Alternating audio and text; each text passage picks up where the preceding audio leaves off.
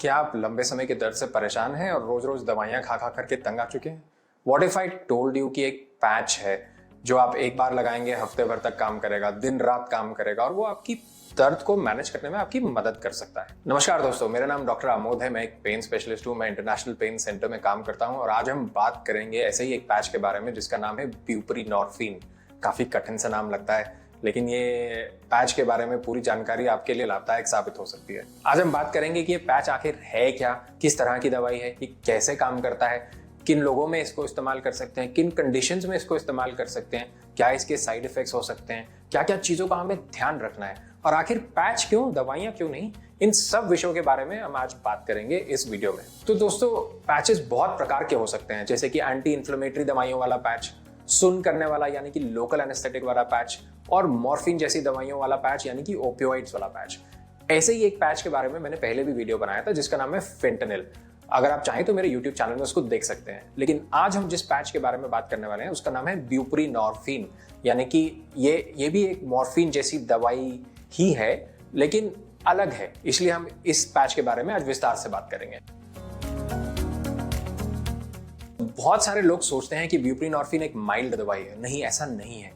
ये मॉर्फिन जैसी दवाई है, मॉर्फिन से बहुत ज्यादा स्ट्रांग है और ट्रामाडोल जैसी दवाइयों से भी काफी स्ट्रांग है। बाकी दवाइयों के कंपैरिजन में ये इसके इफेक्ट्स, साइड इफेक्ट्स, एडवांटेजेस सब थोड़े से हट करके हैं। पहले सवाल के बारे में बात करते हैं कि आखिर में पैच क्यों इस्तेमाल करना है, गोलियों में क्या तकलीफ है। एक पेन किलर पैच के अंदर दवाई मिली होती है। जब हम उसे चमड़ी पे लगाते हैं यानी कि स्किन पे लगाते हैं तो वो दवाई धीरे धीरे करके हमारे ब्लड स्ट्रीम में जाती है, ब्लड स्ट्रीम से पूरे शरीर में जाती है और जब वो पूरे शरीर में जाती है तो दर्द को कम करने में हमारी मदद करती है। इस प्रक्रिया के एडवांटेजेस भी हैं और डिसएडवांटेजेस भी हैं। पैच जनरली एक कांस्टेंट दवाई का फ्लो देता रहता है, तो उससे ये होता है कि जो हमारे ब्लड लेवल्स हैं वो कांस्टेंट रहते हैं, चाहे हम गोली ले रहे हैं या नहीं ले रहे हैं, चाहे हम जग रहे हैं या सो रहे हैं। जब तक वो काम करेगा, जब तक हमें पेन रिलीफ कांस्टेंट रहेगा उसी मात्रा में जिस डोज का हमने पैच लगवाया है।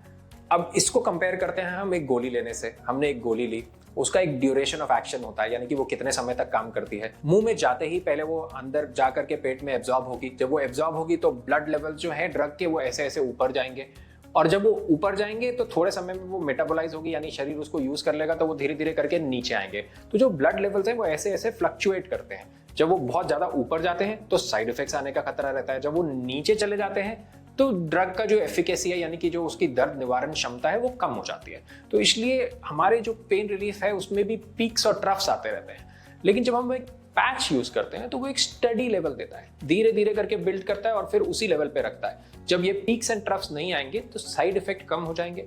हमारी जो ब्लड में जो लेवल्स हैं वो कंसिस्टेंट रहने की वजह से पेन रिलीफ बेटर हो जाएगा। और भी एडवांटेजेस है, जैसे हमें गोली लेना याद रहे ना रहे, जो कंप्लायंस रिलेटेड इश्यूज हैं वो भी बेटर हो जाते हैं। तो इन सब कारणों की वजह से पैच जो है गोली के ऊपर एडवांटेजेस हो सकता है।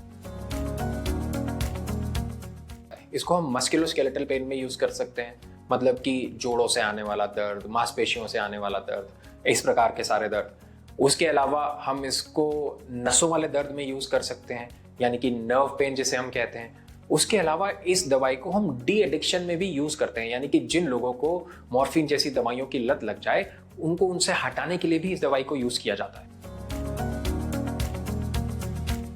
ये अलग अलग दवाइयां क्यों, ट्रामाडोल, मॉर्फिन, फेंटेनिल, ब्यूपरीनॉर्फिन, ये अलग अलग दवाइयां क्यों और ब्यूपरीनॉर्फिन बाकी सारी दवाइयों से कैसे अलग है। सबसे पहले ब्यूपरीनॉर्फिन, जैसा कि मैंने पहले भी बोला, एक हट करके दवाई है। ये सेफ है किडनी और लिवर फेलियर में भी। किडनी अगर खराब हो, डायलिसिस के पेशेंट हो, उनमें भी इस्तेमाल की जा सकती है। अगर लिवर फेलियर एक्सट्रीम ना हो तब भी इसको सेफली इस्तेमाल किया जा सकता है। जिन लोगों की उम्र ज़्यादा है या जो फ्रेल है या जिनको सांस की प्रॉब्लम है उनमें भी ये सेफ रहती है, क्योंकि जो रेस्पिरेटरी डिप्रेशन का जो साइड इफेक्ट होता है इस दवाई का, उसका एक सीलिंग इफेक्ट होता है, मतलब वो उससे ज़्यादा रेस्पिरेटरी डिप्रेशन नहीं करता है, तो इसलिए ये ज़्यादा सेफ हो जाती है। उसके अलावा ये थोड़ी सिडेशन भी कम करती है, यानी कि मॉर्फिन जैसी दवाइयों से हमें सबको पता है कि नींद आती है, तो इसमें थोड़ा सिडेशन का जो इफेक्ट है वो कम है। और साइड इफेक्ट जैसे कि कॉन्स्टिपेशन वो भी इस दवाई में कम होते हैं। हार्मोनल इम्बैलेंस, या इम्यूनिटी पे असर, वो भी इस दवाई में कम होता है कंपेयर टू मॉर्फिन जैसी दवाइयाँ। विड्रॉल और क्रेविंग जैसी चीज़ वो भी इसमें कम होती है, जैसा कि मैंने पहले भी कहा, इसको डी एडिक्शन के लिए भी यूज़ किया जाता है। और सबसे बड़ी बात जो हम पहले भी कर चुके हैं कि स्टडी लेवल देता है, कंसिस्टेंट लेवल देता है पेन रिलीफ का, जो हफ्ते भर तक रह सकता है। तो ये जो सारे एडवांटेजेस हमने बात करे इस दवाई से, ये इसलिए होते हैं क्योंकि इस दवाई का काम करने का तरीका जो है वो थोड़ा अलग है। ये एक फोर्थ टाइप का ओपियोइड रिसेप्टर होता है जिसे हम नोजिसेप्टिन कहते हैं, उस पर काम करती है, और उसको हम ORL रिसेप्टर भी कहते हैं। और उस रिसेप्टर पे काम करने की वजह से जो इसका जो प्रोफाइल है, जो इसका जो मैकेनिज्म है, वो थोड़ा सा अलग हट करके और यूनिक हो जाता है। तो ये दवाई पेन स्पेशलिस्ट लिखते हैं, कई जनरल फिजिशियंस जिनको उनको यूज़ करना आता है वो भी लिखते हैं, ऑर्थोपेडिक डॉक्टर्स लिखते हैं, न्यूरोलॉजिस्ट लिखते हैं, कई बार कैंसर वाले डॉक्टर्स भी लिखते हैं। तो बहुत सारे डॉक्टर्स लिखते हैं जिनको ये दवाई का इस्तेमाल सही तरीके से करना आता है। तो ये वीडियो मैं इस पर्पज से बना रहा हूँ कि पेशेंट्स को तो फायदा करे ही, साथ में जो हेल्थ प्रोफेशनल्स हैं जो इसके बारे में और ज़्यादा जानना चाहते हैं उनके लिए भी ये मददगार साबित हो। तो ब्यूप्रीनॉर्फिन ये दवाई काफ़ी लंबे समय से है, 3-4 डेकेड से ज़्यादा से यूज़ हो रही है ये दवाई, और ये आती है पैच के फॉर्म में, जिसके बारे में हम आज विस्तार से बात कर रहे हैं, सबलिंगुअल टैबलेट्स के फॉर्म में, मतलब कि जीभ के नीचे रखने वाले टैबलेट्स के फॉर्म में, और इंजेक्शंस के फॉर्म में। इन दोनों के बारे में आज हम चर्चा नहीं कर रहे हैं क्योंकि हमारी जो चर्चा है वो क्रॉनिक पेन से रिलेटेड है, जिसमें सबसे ज़्यादा ये पैच के रूप में इस्तेमाल होती है। जो पैच हैं वो डिफरेंट स्ट्रेंथ्स में आते हैं, 5 माइक्रोग्राम, 10 माइक्रोग्राम, 20 माइक्रोग्राम। नोट करिएगा, मैं माइक्रोग्राम बोल रहा हूँ, मिलीग्राम नहीं बोल रहा। माइक्रोग्राम मिलीग्राम से बहुत कम होता है, और इसीलिए मैं ये कह रहा था कि ये बहुत स्ट्रॉन्ग दवाई है क्योंकि इसके माइक्रोग्राम की डोजेज में हम पेन रिलीफ पा सकते हैं। तो ज़्यादातर जब हम ये दवाई शुरू करते हैं तो कम से कम डोज पे शुरू करा जाता है। अगर कोई पहले से ही मॉर्फिन ले रहा हो और दिन में 30 मिलीग्राम से कम ले रहा हो तो उसके लिए 5 के पैच से शुरू करा जाता है। अगर उसकी रिक्वायरमेंट 30 से 80 मिलीग्राम के बीच में हो, मतलब डेली मॉर्फिन की यहाँ पे बात हो रही है, ओरल मॉर्फिन की, जिसे हम ओरल मॉर्फिन इक्विवेलेंट कहते हैं, यानी कि OME। अगर किसी की रिक्वायरमेंट 30 से 80 के बीच में हो तो उसको 10 माइक्रोग्राम से शुरू करा जा सकता है। तो ये OME क्या भला है? जब भी हम किसी ओपियोइड को दूसरी दवाई में कन्वर्ट करते हैं तो हम ये OME का यूज करते हैं। इसको आप एक डॉलर की तरह भी ले सकते हैं। जैसे अगर हमने रुपए भेजने हैं किसी और करेंसी में तो उसको पहले डॉलर में कन्वर्ट करा जाता है, फिर किसी और करेंसी में कन्वर्ट करा जाता है। ऐसे ही अगर हम एक ओपियोइड को दूसरे ओपियोइड में कन्वर्ट करना चाहें तो हम पहले उसको मॉर्फिन में कन्वर्ट करते हैं, जिसे हम ओरल मॉर्फिन इक्विवेलेंट कहते हैं, फिर दूसरी दवाई में कन्वर्ट करते हैं ताकि हम सही डोज उसके बारे में जान पाए। तो अब सवाल ये उठता है कि ये दवाई को हम मुंह से क्यों नहीं लेते हैं? इसलिए मुंह से नहीं लेते हैं क्योंकि जब अगर हम मुंह से लें तो सिर्फ 15% जो है इस दवाई का वो शरीर के अंदर तक पहुंचता है। बाकी सारा जो है वो हमारे गट के अंदर, हमारे डाइजेस्टिव सिस्टम के अंदर या तो एब्जॉर्ब नहीं होता है या डिस्ट्रॉय हो जाता है। दवाई को जब हम पैच के रूप में लेते हैं तो इसको स्किन से ब्लड में जाते हुए थोड़ा समय लगता है, और इसका जो एक्शन है उसको शुरू होने में या ठीक से आने में 12-24 घंटे भी लग सकते हैं। पूरा स्टेडी स्टेट लेवल आने में या उसका पीक इफेक्ट आने में 3 दिन भी लग सकते हैं। तो अगर हमने इस दवाई की डोज बढ़ानी हो तो ज़्यादातर हम 3 दिन से पहले उसको बढ़ाने की कोशिश नहीं करते हैं क्योंकि उस टाइम तक उसका पीक लेवल नहीं आया होता है। लेकिन ये पैच 7 दिन पे तक काम करता है, जैसे हमने पहले भी बात करी। तो ज़्यादातर अगर हमें चेंज करना हो तो 7 दिन पे ही करते हैं, डोज बढ़ाने का भी हम 7 दिन पे ही कोशिश करते हैं, लेकिन एक्सेप्शनल सर्कमस्टांसेस पे इसको 3 दिन पे भी किया जा सकता है। तो जब हमने दवाई के बारे में जाना तो हमें ये भी जानना जरूरी है कि इसको कब कब इस्तेमाल नहीं करना है। अगर किसी को ब्यूप्रीनॉर्फिन से एलर्जी है तो इस्तेमाल नहीं करना है, प्रेग्नेंट या लैक्टेटिंग है तो उनमें इस्तेमाल नहीं करना है, किसी को सिवियर रेस्पिरेटरी प्रॉब्लम है उनमें इस्तेमाल नहीं करना है, किसी को गट में ब्लॉकेट है यानी कि इंटेस्टाइन में ब्लॉकेट है जैसे पैरालिटिक इलियस, या ऐसी कोई प्रॉब्लम है जिसमें जो हमारी जो इंटेस्टाइन की मोशन है, जो उसमें से स्टूल निकल रहा है, उसमें ब्लॉकेट है, उनमें इस्तेमाल नहीं करना है।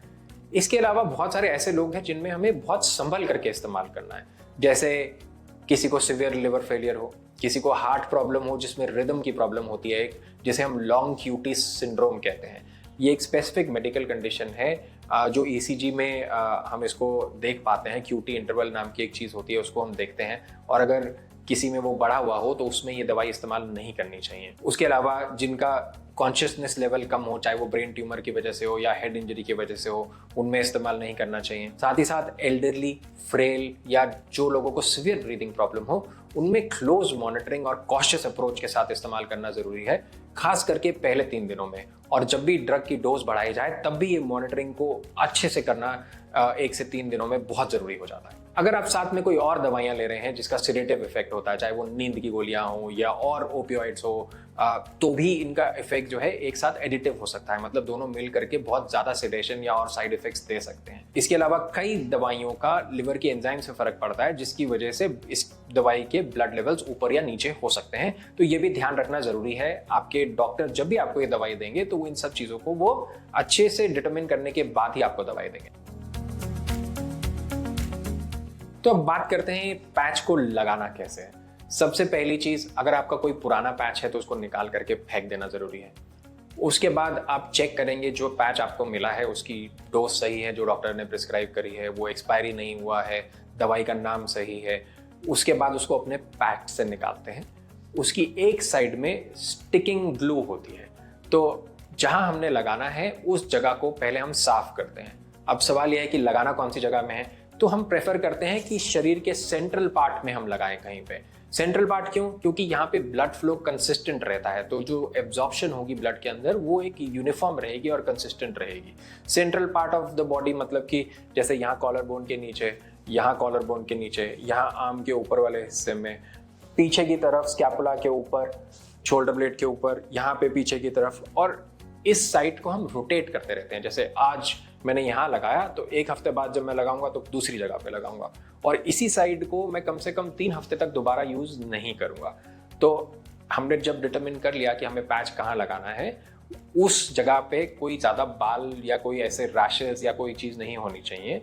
और अगर वहां पे बाल हैं तो उनको सीजर से क्लिप करना बेटर है, रेजर से नहीं काटेंगे, क्योंकि अगर रेजर से काटते हुए कट लग गया तो ब्लड में एब्जॉर्प्शन उसकी ऊपर नीचे हो सकती है। तो इसलिए उसको सीजर से क्लिप करेंगे, और जैसा कि मैंने पहले भी बोला, जगह को रोटेट करते रहेंगे। एक बार लगा हफ्ते के लिए यहाँ पे, अगली बार लगा हफ्ते के लिए यहाँ पे, we will change the side. Patch को लगाने से पहले उस जगह को अच्छे से साफ करना जरूरी है। साफ करने के बाद उसे ड्राई करना जरूरी है। पैच को पाउच से निकाल करके अच्छे से स्किन पे लगा करके उस पर थोड़ा प्रेशर देना जरूरी है कुछ सेकंड के लिए, ताकि वो अच्छे से चिपक जाए। एक बार पैच लग गया तो उसके ऊपर हमें डेट और टाइम लिख लेना चाहिए, या कहीं पे और नोट कर लेना चाहिए, ताकि हमें याद रहे कि ये पैच कब लगा था और इसको दोबारा कब बदलना है। अगर पैच लगने के बाद निकलने लगे, अगर कोने से थोड़ा थोड़ा पील हो रहा है, तो उस पर स्टिकिंग टेप लगाई जा सकती है ताकि वो ढंग से चिपका रहे। उसका सही से चिपका रहना बहुत जरूरी है, क्योंकि अगर वो चिपकेगा नहीं तो वो स्किन में दवाई कैसे छोड़ेगा, और अगर स्किन में दवाई नहीं जाएगी तो ब्लड में कैसे जाएगी और हमें पेन रिलीफ कैसे मिलेगा। अगर वो थोड़ा बार बार निकल रहा है तो उसके ऊपर एक ट्रांसपेरेंट ड्रेसिंग भी लगाई जा सकती है जो पूरे पैच को अच्छे से कवर करते हैं। लेकिन अगर उसके बाद भी निकल रहा है या वो निकल के गिर जाता है तो उसको सेफली डिस्पोज करना जरूरी है, और उसकी जगह पे एक नया पैच लगाया जाएगा, और वो उसको हम फर्स्ट डे गिन लेंगे और 7 दिन बाद वो चेंज होगा, यानी कि एक नया 7 दिन का साइकिल जो है वो शुरू हो जाएगा। अब अगर आपने पैच लगा लिया है तो उसके साथ में थोड़ी प्रिकॉशंस भी लेने की जरूरत है। जब भी जहाँ पे पैच लगा है उस एरिया की हीट पड़ेगी तो उसकी जो पैच की ब्लड में एब्जॉर्प्शन है ड्रग की, वो इंक्रीज हो सकती है। अब ये हीट कैसे बढ़ सकती है? जैसे हमने कोई गर्म सेक कर लिया उसके ऊपर, या हमने सोना ले लिया, या हम कोई हॉट बाथ में जाकर के लेट गए बहुत देर के लिए, तो वो जगह जब गर्म होगी वहाँ ब्लड फ्लो बढ़ेगा तो ब्लड एब्जॉर्प्शन ड्रग की बढ़ सकती है। तो इन चीज़ों को हमने थोड़ा सा अवॉइड करना है, खास करके उस हिस्से में जहाँ पे ये पैच लगा हुआ है। एक और प्रिकॉशन जो बहुत ज़रूरी है, जब ये पैच आप स्टोर करते हैं, इसको सेफली स्टोर करना बहुत ज़रूरी है, ताकि ये बच्चों या किसी पेट्स के हाथ ना लगे या किसी और तरीके से मिसयूज ना हो पाए। तो अब बात करते हैं पैच के साइड इफेक्ट्स के बारे में। तो जो हमें कॉमनली देखने को मिलता है वो गैस्ट्रोइंटेस्टिनल यानी कि स्टमक से रिलेटेड साइड इफेक्ट्स होते हैं, जैसे कि उल्टी लगना या नोजिया वाला फीलिंग आना।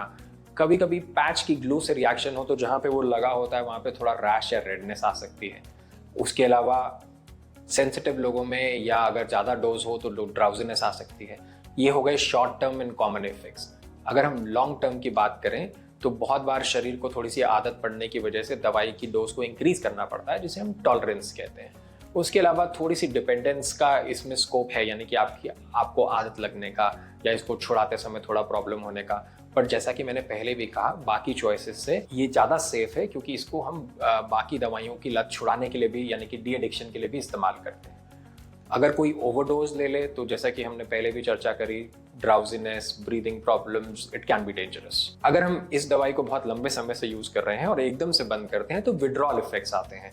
विड्रॉल इफेक्ट्स में अजीब अजीब से रिएक्शन होना, यानी कि जैसे पसीना आना, सर दर्द होना, शरीर में क्रैम्प्स होना, पूरे शरीर में दर्द होना, ये सब चीज़ें काफ़ी बार देखी जाती हैं विड्रॉल इफेक्ट्स के चलते हुए। और इसको अवॉइड करने का तरीका ये रहता है कि हम दवाई को एकदम से नहीं हटाते हैं, उसको धीरे धीरे टेपर करके हटाते हैं। तो अगर हम संक्षेप में कंपैरिजन करना चाहें तो ये फेंटनिल जैसी दवाइयों से कम स्ट्रांग है और उन दवाइयों से सेफर है, और ट्रामाडोल जैसी दवाइयों से स्ट्रॉन्गर है, यानी कि उससे ऊपर है। एंड इसकी यूनिक प्रॉपर्टीज जो है कि इसका सेफ्टी प्रोफाइल बाकी दवाइयों के कंपैरिजन में और इसकी टॉलरेंस बाकी दवाइयों के कंपैरिजन में अच्छी है, despite being a strong pain killer. तो अंत में टू समराइज, ये एक पेन रिलीफ के लिए चॉइस है। इसको आप बिना डॉक्टर के एडवाइस के बिल्कुल इस्तेमाल नहीं करेंगे, और जब आपके डॉक्टर जो डोज बोले उससे स्टिक करना बहुत ज़रूरी है। साइड इफ़ेक्ट्स के लिए मॉनिटर करना बहुत ज़रूरी है, खास करके हाई रिस्क वाले लोगों के लिए। और अगर इसको हम इफेक्टिवली इस्तेमाल करें तो ये कंसिस्टेंट पेन रिलीफ दे सकता है हफ्ते भर के लिए, और उसके बाद इसको दोबारा भी लगाया जा सकता है, चेंज किया जा सकता है। तो इसलिए अगर इसको हम ठीक से इस्तेमाल करें तो ये एक इफेक्टिव टूल हो सकता है आपके पेन को मैनेज करने के लिए, उसको कम करने के लिए। सारी चीज़ें तो इस पैच के बारे में एक वीडियो में कवर नहीं कर सकता, लेकिन मुझे उम्मीद है कि आपको मोटा मोटा अंदाज़ा लग गया होगा कि आप कैसी दवाई ले रहे हैं और उसमें क्या क्या चीज़ें आपको ध्यान देनी है। अगर आप किसी और को भी जानते हैं जो ये पैच यूज़ कर रहा है तो उसके साथ ये वीडियो ज़रूर शेयर करिएगा। और खास करके हेल्थ केयर प्रोफेशनल्स के लिए, अगर आप इस पैच के बारे में और इन्फॉर्मेशन जानना चाहते हैं तो मुझे डायरेक्टली मैसेज करें। मैं आपको इसके एक वेबिनार का लिंक भेजूंगा जिसमें बहुत सारी और चीज़ें विस्तार से समझाई गई हैं जो मैंने इस वीडियो में कवर नहीं करी है। वो इसलिए क्योंकि ये जनरल पब्लिक के लिए भी है और उनके लिए काफ़ी कंफ्यूजिंग हो जाता है अगर सारी कॉम्प्लेक्स चीज़ों को एक ही वीडियो में चर्चा की जाए तो। In the end, thank you very much for listening to me. I hope you found the video helpful.